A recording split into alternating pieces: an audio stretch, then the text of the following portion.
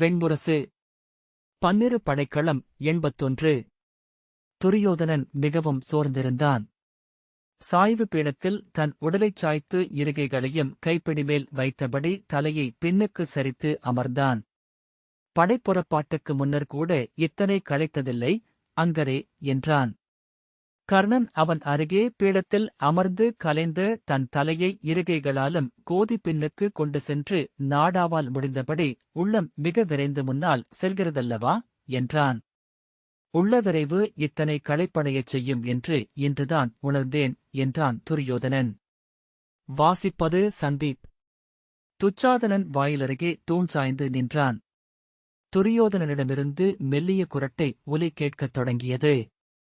கர்ணன் திரும்பி துச்சாதனனிடம், நீ சென்று படுத்துக்கொள் இளையோனே என்றான். நான் என்று அவன் தொடங்க, நான் அரசருடன் இருக்கிறேன். நீ சென்று படுத்துக்கொள் என்று மீண்டும் சொன்னான். தலை தாழ்த்தி கதவை திறந்து துச்சாதனன் நடந்து மறைந்தான். துயிலும் துரியோதனனை பார்த்தபடி கர்ணன் அமர்ந்திருந்தான். அவனை எழுந்து மஞ்சத்தில் படுத்துக்கொள்ளச் சொல்லலாமா என்று எண்ணினான். பின்பு அவனே விழிக்கட்டும் என்று முடிவு செய்து ஓசையற்ற காலடிகளுடன் எழுந்து சென்று சாளரத்துக் கதவை திறந்து வெளியே இருளை நோக்கியபடி நின்றான். மேற்கு வாயிலில் மாளிகை நிறைகளுக்கும் மரக்கிளைகளுக்கும் அப்பால் ஏரியின் மீது மெல்லிய இரவொளியின் நெளிவு தெரிந்தது. வடக்கு கோட்டத்தில் களிறொன்று பிளிரியது. குளிர் அடங்கத் தொடங்கியிருப்பது காற்றில் மெல்லிய தூசு மணமும் வெம்மை நிறைந்த ஆவியும் கலந்திருப்பதிலிருந்து தெரிந்தது. இரவணைந்த பறவைகள் சில எழுந்து சிறகடித்து மீண்டும் அமைந்தன. வானத்தில் மெல்லிய சாம்பல் ஒளிப்பரப்பின் பகைப்புலத்தில் பறவை கூட்டங்கள் நீரில் மிதந்து செல்லும் சருகுப்படலமென வலசை சென்று கொண்டிருப்பதைக் காண முடிந்தது. துரியோதனன் ஏதோ சொன்னது போல் இருந்தது. அவன் திரும்பி பார்த்தபோது வாயை சப்பு கொட்டிய பின் அவன் அசைந்து அமர்ந்து மீண்டும் குரட்டை விடத் தொடங்கியதைக் கண்டான். பானுமதியின் பெயரா என்று எண்ணிக்கொண்டான். பல மாதங்களாக பானுமதியை துரியோதனன் சந்திக்கவே இல்லை. 3 முறை லட்சுமணை மட்டும் வந்து அவனை பார்த்துச் சென்றாள். அவளைக் கண்டதுமே அறியாது சற்று கனிந்து அக்கனிவைதானே உணர்ந்து உடனே இறுகி முறைமைச் சொல் உரைத்து திருப்பி அனுப்பினான் துரியோதனன். தந்தைக்கு என்ன ஆயிற்று, மூத்த தந்தையே? அவர் பிறிதொருவராக மாறிவிட்டாரென்று மகளிர் மாளிகையில் சொல்கிறார்களே என்றாள் லட்சுமணை. கர்ணன் புன்னகைத்தபடி, ஆம், ஆனால் சில நாட்களில் அவர் திரும்பிவிடுவார். பொறு என்றான். அவள் அவன் கையைப் பற்றியபடி, மூத்த தந்தையே, அஸ்தனபுரிக்கு இந்திரபிரஸ்தத்தின் அரசி வருகிறார்கள் என்றார்கள். என்றைக்கு வருகிறார்கள் என்றாள். வருவாள் என்றான் கர்ணன். நான் அவர்களை பார்க்க விழைகிறேன். ஏன் என்றான் கர்ணன். அவள் கரிய கன்னங்களில் நாணம் சிவக்க, என்னைப் போலவே அவர்களும் கிருஷ்ணை அல்லவா என்றாள். பின்பு விழிகள் மாற, அவர்கள் பெயரை ஏன் எனக்கு இட்டார் தந்தை என்றாள். கர்ணன் நகைத்து, நீயும் கரியவள் என்பதனால் என்றான். அப்படித்தான் சொல்கிறார்கள் என்றபின் அவள் வெண்பற்கள் ஒளிவிடச் சிரித்து, அவர்களை எனக்கு பிடிக்காதென்றுதான் அன்னையிடமும் பிறரிடமும் சொல்லி வந்தேன். அவர்கள் நகர் நுழைவதை அறிந்ததிலிருந்து அவர்களை எனக்கு பிடிக்கும் என்பதை மறைக்கவே முடியவில்லை என்றாள். ஏன் மறைக்க வேண்டும் என்றான் கர்ணன். என்னைப்போல் ஒருவர் எனக்கு முன்னரே இருக்கிறார் என்பது எவ்வளவு பெரிய குறை என்றாள். அது பெருமையல்லவா என்றான். என்ன பெருமை? நான் வளர்ந்து அமர வேண்டிய அனைத்து இருக்கைகளிலும் அவர்கள் முன்னரே அமர்ந்துவிட்டார்கள் என்றாள். கர்ணன் உரக்க சிரித்துவிட்டான். அவள் குழலை வருடி, அதனால் என்ன? அதைவிட பெரிய அரியணை உனக்காகக் காத்திருக்கும் என்றான். என்ன அரியணை? அவர்கள்தான் பாரதவர்ஷத்தின் சக்கரவர்த்தினி. அதற்குமேல் உலகத்தின் சக்கரவர்த்தினியாக நான் ஆவதா என்றாள். ஆகஸ்ட் முடியும். பாரதவர்ஷத்திற்கு அப்பால் கிழக்கிலும் மேற்கிலும் எத்தனை நாடுகள் உள்ளன? உனது தந்தை அஸ்வமேதமும் ராஜசூயமும் இயற்றிய பின் நீ அரியணை அமர்ந்தால் இந்திரபிரஸ்தத்தின் கிருஷ்ணையை விட பெரியவளாவாய் என்றான் கர்ணன். அவள் சிரித்தபடி, சரிதான், பார்ப்போம் என்றாள். பின்பு அவனை விட்டு சிறுதுள்ளலுடன் ஓடினாள். அவள் செல்வதை அவன் புன்னகையுடன் நோக்கி நின்றான். எப்போது சிறுமியிலிருந்து பெண் எழுகிறாள்?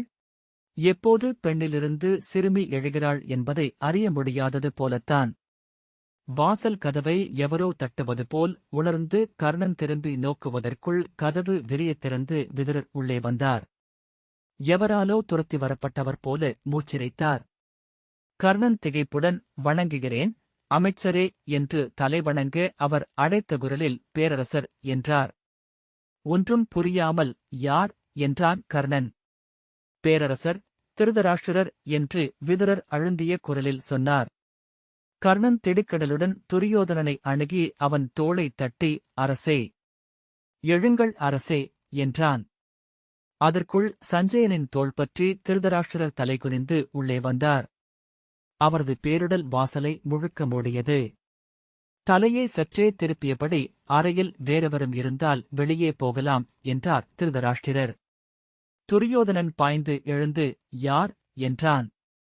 பேரரசர் என்றான் கர்ணன். துரியோதனன் கண்களை கசக்கியபடி திருதராஷ்டிரரை பார்த்து ஒரு கணம் சொல்லிழந்து உடனே மீண்டு வணங்குகிறேன் தந்தையே என்றான்.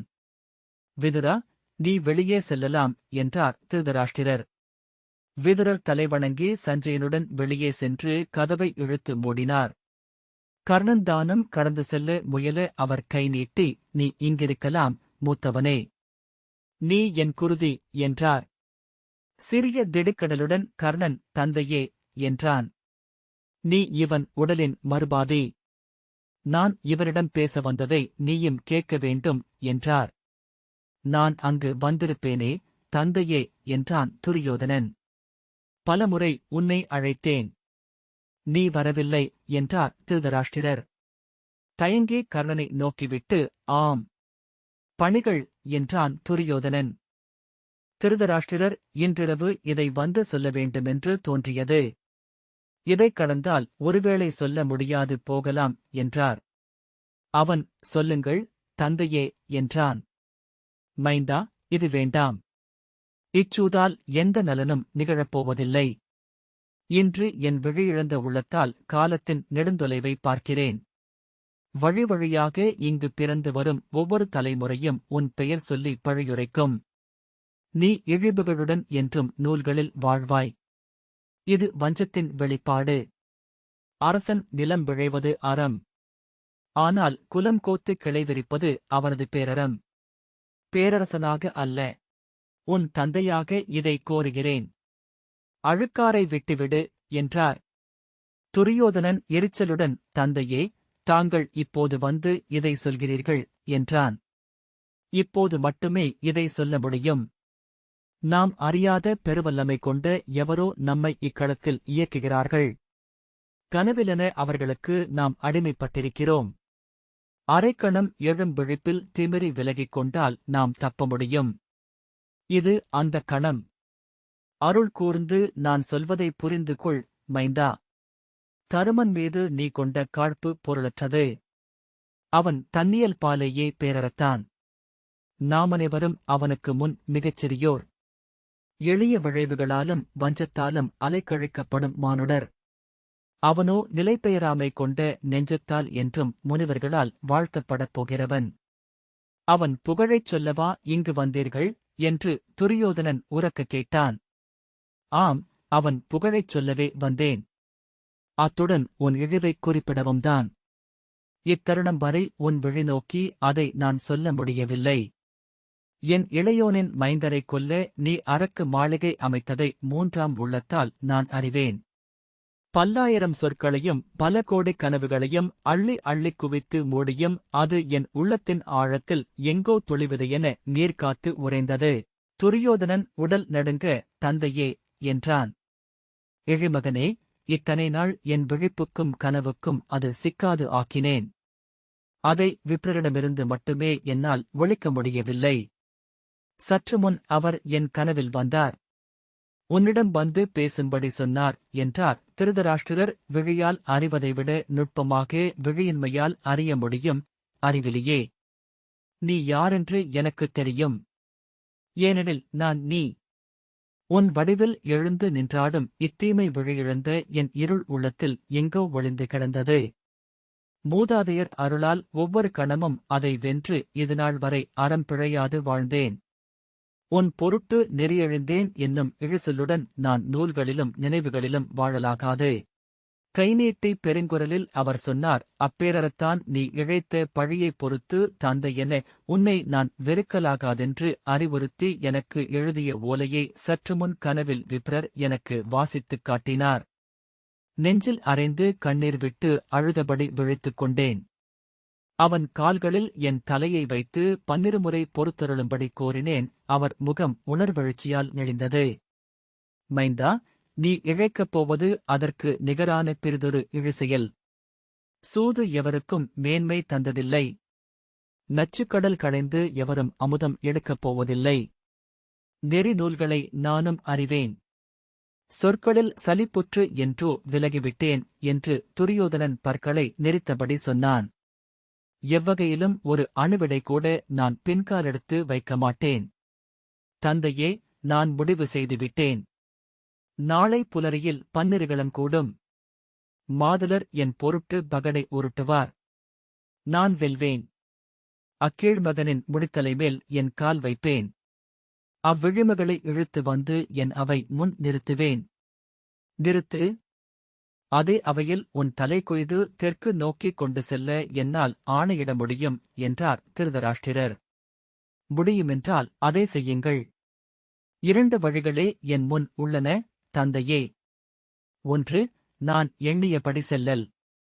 பிறிதொன்று உங்கள் கையால் இறத்தல். 3வதொன்றை என்னிடம் பேச வேண்டியதில்லை என்றான் துரியோதனன். மைந்தா என்று தழுதழுத்த குரலில் திருதராஷ்டிரர் கை நீட்டினார்.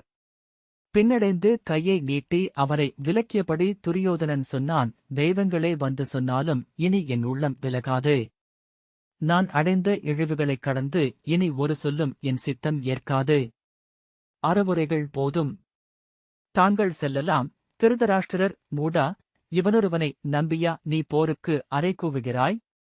இச்சூதுக்களத்தில் அனைத்தும் முடியுமென்றா எண்ணுகிறாய்? தொடங்குவதனைத்தும் அழிவதிலேயே முடியும் என்பதே இயற்கையின் நெறி. போர் வரும். வந்தே தீரும் என்றார் திருதராஷ்டிரர். போர் சூழும் என்றால் எதிர் நிற்பவன் எதிரற்ற படையாழி ஏந்திய இளைய யாதவன் என்றுளர்க. அவனுடன் இணைந்தவனோ பாரதவர்ஷத்தை வென்று வந்த விஜயன். பீமனுக்கு ஒருபோதும் நீ இணையானவன் அல்ல என்றார் திருதராஷ்டிரர். கர்ணனைச் சுட்டி, ஆம், இவன் வெல்லக்கூடும். ஆனால் இவன் பிறப்பு இவனுக்கு கீழே க்ஷத்திரியர்களை அணிதிரட்ட விடாது. இவன் உன் களத்தில் இருந்தாலும் பயனற்றவனே. நீ செல்வது உன் இறப்பின் களத்திற்கென்று உணர். மைந்தா, அதை நன்கு என் விழிகளுக்குள் காண்கிறேன். ஒரு காட்டுக்குளத்தருகே நீ உடல் சிதைந்து கிடப்பதை பலமுறை கனவில் கண்டிருக்கிறேன். இத்தனை நாள் அஞ்சி அஞ்சி உன்னை நான் அணைக்கட்டி நிறுத்தியது அதன் பொருட்டே என்றார். அவர் அறைக்குள் அறியாது நின்றிருந்து வேறெவரிடமோ பேசுவது போல தலை திருப்பியிருந்தார். என் உள்ளத்தில் இருந்து விப்ரர் மறைந்த ஒரு கணத்தில் 12 படைக்களத்திற்கு நான் ஒப்புதல் அளித்தேன். மீண்டெழுந்து வந்து அவர் இறுதியில் அறிவுறுத்தியதும் இங்கு வந்தேன். வேண்டாம். பிறிதவருக்குமாக இதை சொல்லவில்லை. உனக்காக சொல்கிறேன் என்றார். துரியோதனன் முற்றிலும் அடங்கி குரல் தழைந்தான். தந்தையே, தாங்கள் செய்வதற்கொன்றே உள்ளது என்றபின் திரும்பி நோக்கி அரைமூலையில் இருந்த கதாயுதத்தை எடுத்து அவரை நோக்கி வீசினான். அவர் இயல்பாக அதை பற்றிக்கொள்ள முழந்தாளிட்டு அவர் எதிரில் அமர்ந்து தன் தலையை காட்டினான். இத்தனை சொற்களுக்கு மாற்றாக ஒரே அடியில் என் தலை பிளந்து தள்ளிவிட்டு நீங்கள் திரும்பிச் செல்லலாம்.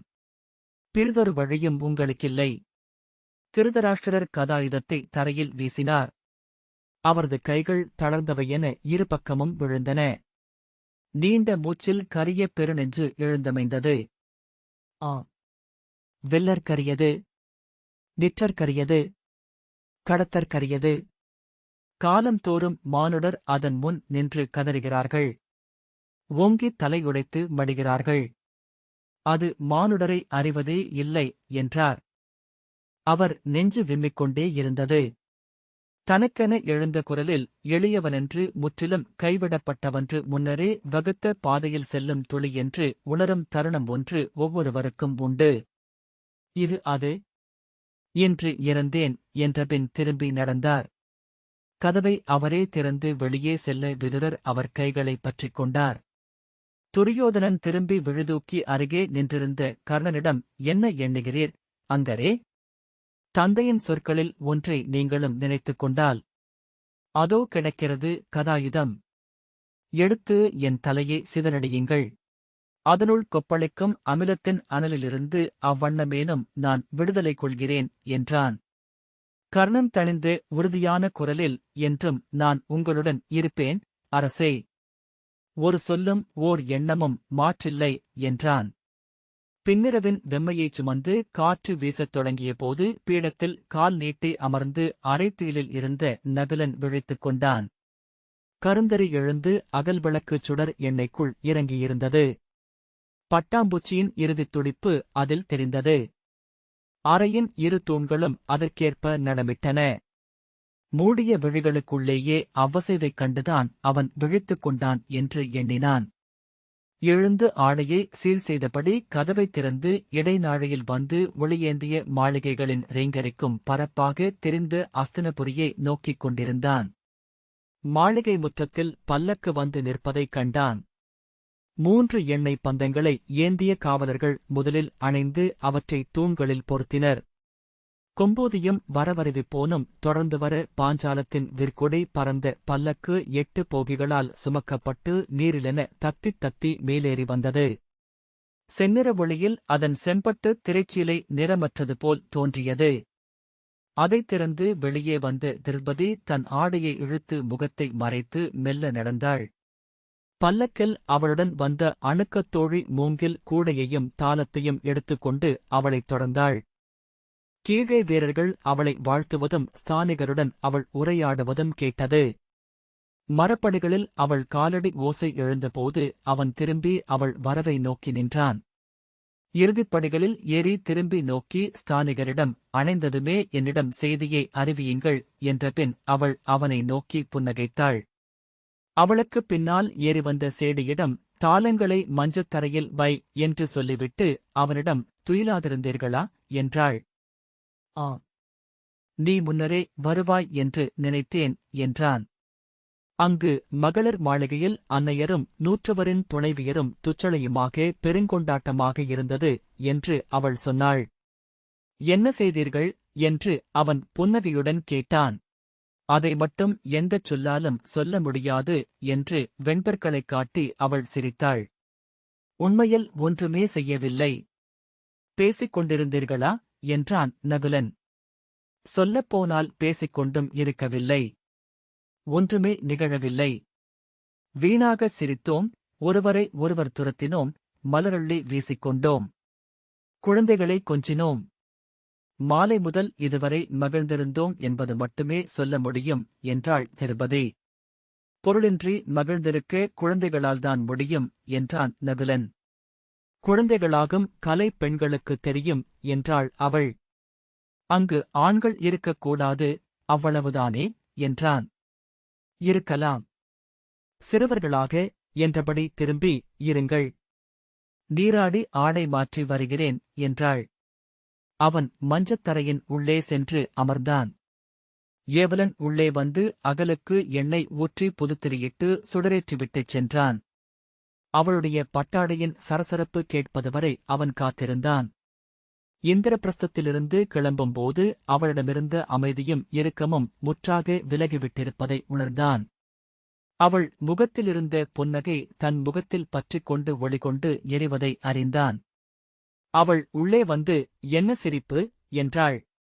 புன்னகைப்பதற்குத்தான் எவ்வளவு தசைகள் பணியாற்ற வேண்டியிருக்கிறது என்று எண்ணிக்கொண்டிருந்தேன் என்றான்.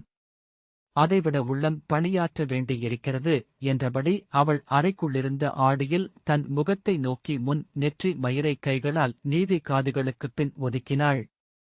மேலாடையை சீரமைத்தபடி அவன் முன் வந்து, நாளை பகடைக்களம் அல்லவா என்றாள். ஆமாம் என்றான். நல்லவேளை, மங்கல நிகழ்வொன்றும் அதைத் தொடர்ந்து இருக்காது. வெற்றி எனினும் தோல்வி எனினும் அது அங்கு ஆண்களுடன் முடியும் என்றாள். ஏன் என்றான் நகுலன்.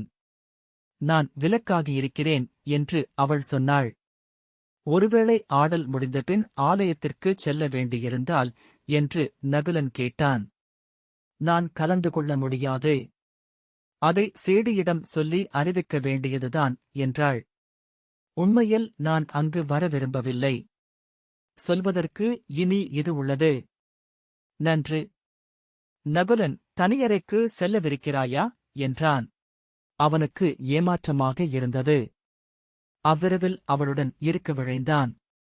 அதை அவள் உணராமல், ஆம், அதைச் சொல்லிவிட்டு செல்லலாம் என்றுதான் வந்தேன். நீங்கள் துயிலலாம் என்றாள்.